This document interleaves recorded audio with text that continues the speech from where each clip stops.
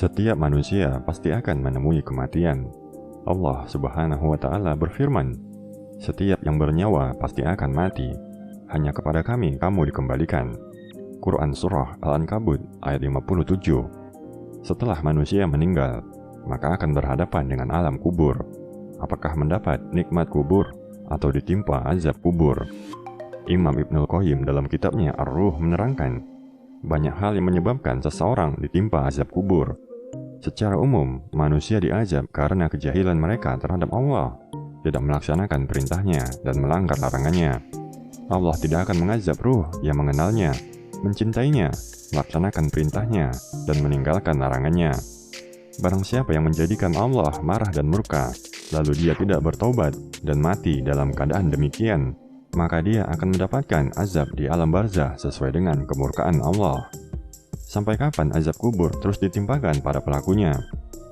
Syekh Muhammad bin Shalih Al-Utsaimin berkata, azab kubur bagi orang kafir terjadi terus-menerus dan tidak akan terputus.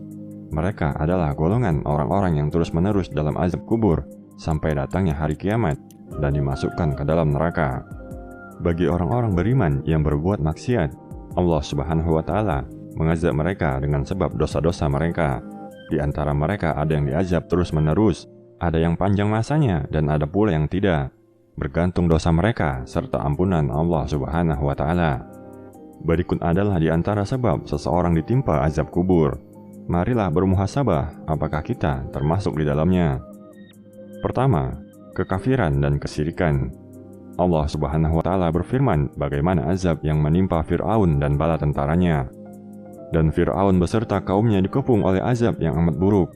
Kepada mereka dinampakkan neraka pada pagi dan petang, dan pada hari terjadinya kiamat. Lalu diperintahkan kepada malaikat, masukkanlah Fir'aun dan kaumnya ke dalam azab yang sangat keras. Quran Surah Ghafir ayat 45 hingga 46. 2. Manusia munafik. Orang yang rajin ibadahnya ketika di hadapan orang lain, namun bermaksiat ketika tidak ada yang melihatnya, merasa tidak diawasi oleh Allah. Ini adalah di antara ciri manusia munafik yang kelak akan ditimpa siksa kubur. Sebagaimana Allah berfirman mengenai munafiknya orang-orang Badui pada zaman Rasulullah. Allah Ta'ala berfirman, di antara orang-orang Arab Badui yang tinggal di sekelilingmu ada orang-orang munafik, dan juga di antara para penduduk Madinah. Mereka keterlaluan dalam kemunafikannya. Kamu, Muhammad, tidak mengetahui mereka, tetapi kami mengetahuinya. Nanti mereka akan kami siksa 2 kali, kemudian mereka akan dikembalikan kepada azab yang besar. Quran Surah At-Taubah ayat 101. 3. Tidak menjaga diri dari air kencing. Tidak menjaga diri saat buang air kecil adalah perkara yang dianggap sepele, namun sebenarnya perkara ini termasuk ke dalam dosa besar. Air kencing termasuk najis, maka tubuh, pakaian, atau bagian yang terkena air kencing harus dibersihkan. Jika tidak dibersihkan, maka dapat menyebabkan tidak sahnya sholat dan menjadi sebab siksa kubur. Rasulullah SAW bersabda, bersihkanlah diri dari air kencing, karena sesungguhnya kebanyakan siksa kubur berasal darinya. Juga dikatakan dari Abu Hurairah radhiyallahu anhu, Rasulullah SAW bersabda, kebanyakan azab kubur itu disebabkan dari air kencing. Hadis riwayat Ahmad. Tidak membersihkan diri dari kencing ketika buang hajat termasuk dosa besar. Juga termasuk perbuatan yang kurang baik adalah ketika sebagian orang, baik orang tua maupun anak-anak, laki-laki ataupun wanita, buang air di pinggir jalan. Rasulullah SAW bersabda, jagalah dirimu dari 3 tempat yang membawa laknat. Buang hajat di tempat berkumpulnya air, di jalan raya, dan di tempat bernaung. Hadis riwayat Abu Daud. Keempat, gibah dan mengadu domba. Dosa yang sering dilakukan dan menjadi penyebab azab kubur adalah gibah dan mengadu domba.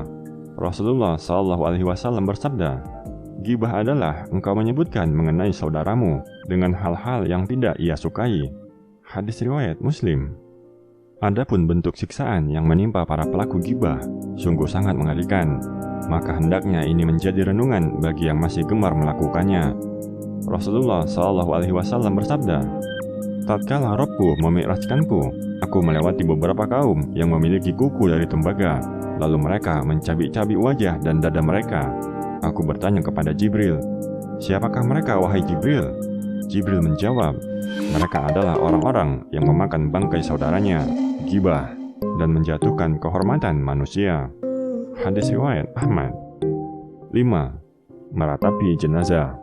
Berhati-hati ketika menghadapi jenazah. Ratapan yang berlebihan mengakibatkan si mayit akan ditimpa azab. Rasulullah SAW bersabda, "Sesungguhnya mayit itu akan diazab karena ratapan keluarganya." Dalam riwayat Sahih Muslim juga disebutkan, mayit itu akan diazab di kuburnya dengan sebab ratapan atasnya. Abdullah ibnul Mubarak rahimahullah berkata, apabila semasa hidup seseorang telah melarang keluarganya untuk tidak meratapi kematiannya kelak, namun mereka tetap melakukannya, maka dia tidak akan ditimpa azab sedikit pun. Maka persiapkanlah amal solih sebaik-baiknya. Keadaan kita di akhirat bergantung pada keadaan iman kita saat ini. Bertakwalah sebenar-benarnya kepada Allah Subhanahu wa Ta'ala, dan tinggalkanlah dosa sekecil apapun. Wallahu a'lam.